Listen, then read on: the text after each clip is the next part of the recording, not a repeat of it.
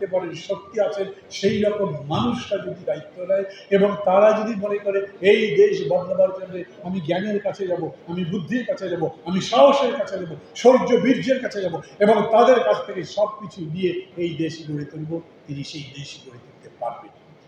আমি মনে করি বাংলাদেশ বদলাতে পারে। আমি একটা অসাধারণ প্রজ্ঞাসম্পন্ন ধীর শক্তি সম্পন্ন মানুষ দেখেছি বেগম জিয়ার মধ্যে।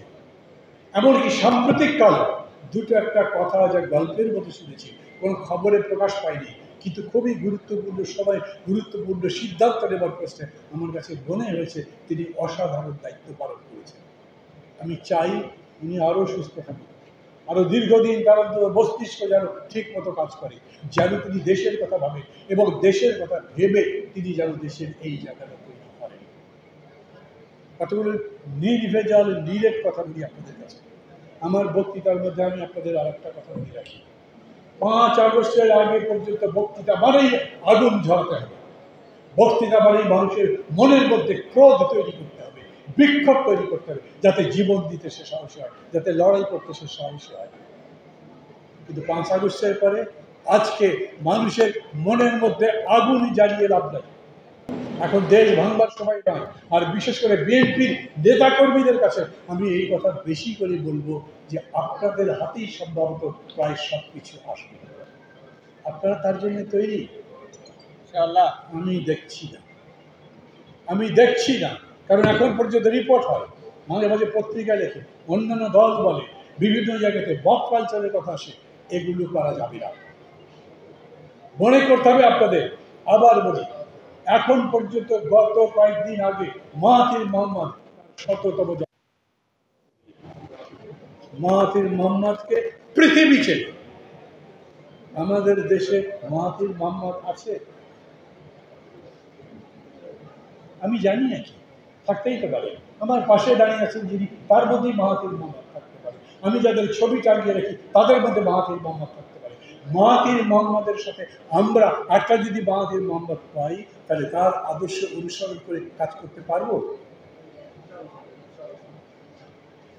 চুপ করে থাকেন মানে কি বুঝতে পারেননি কথা, নাকি বুঝতে পারেন না আসলে অত দূর থাকবো কিনা?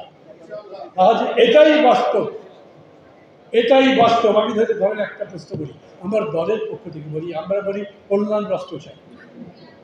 আমি ক্ষমতায় যদি যাই তাহলে প্রত্যেকটা মানুষ যার কিছু নাই, ধরেন একেবারে নিঃস্ব গরিব থেকে শুরু করে উপরের দিকে উঠতে থাকেন, যার 100 টাকা আছে, যার 200 টাকা আছে, যার 1000 টাকা আছে, সংসার চলে না, এইরকম দরিদ্র 6 কোটি মানুষকে প্রত্যেক মাসে 1000 করে টাকা দেবে।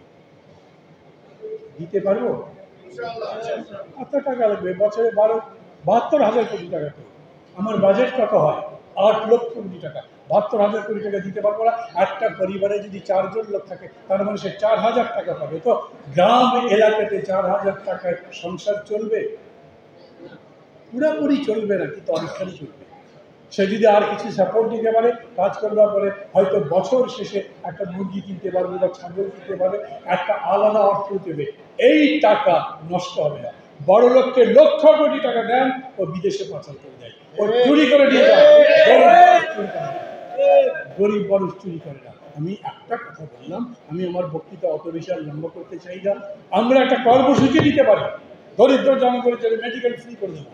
আমরা কর্মসূচি দিতে পারি দরিদ্র জনগণের জন্য, আর যাতে কল্যাণ করে সমস্ত রাষ্ট্র জনগণের কল্যাণের জন্য নিবেদিত হবে। না হবে কেন? রাষ্ট্রের কাজ কি, সরকারের কাজ কি? জনগণের কল্যাণ করাই তো।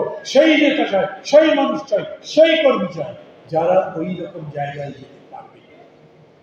আর আমি আমার স্বপ্নের দলের কথা বলছি না, আমার না, প্রফেসর ইবনু যেরকম বলেছে, আজ আমি এই স্বপ্ন আপনাদের মধ্যে দেখতে চাই।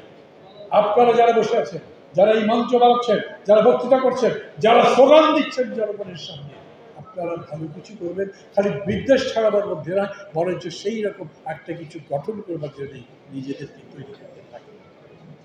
জয়নুল আবেদিন সাহেবের উপর অত্যাচার করা হয়েছে, আপনাদের নেত্রী বেগম খালেদা জিয়া কি বলেছেন? এখন প্রতিশোধ দেবার সময় না, প্রতিশোধের স্পৃহা নিয়ে, প্রতিশোধের আগুন জ্বালাবার জন্য এই সভাগুলো নয়, বরঞ্চ এই যে বিক্ষোভ, এই ধরনের মানুষগুলোকে ঘৃণা করা, এই ধরনের মানুষগুলোকে বর্জন করা এবং ভালো মানুষকে ভালোবাসা তৈরি করবার জন্য আমাদের যা যা করা দরকার আমরা সেই কাজ করতে থাকবো। আর কথা লম্বা করবো না, ভালো থাকবেন সবাই, ইনশাআল্লাহ।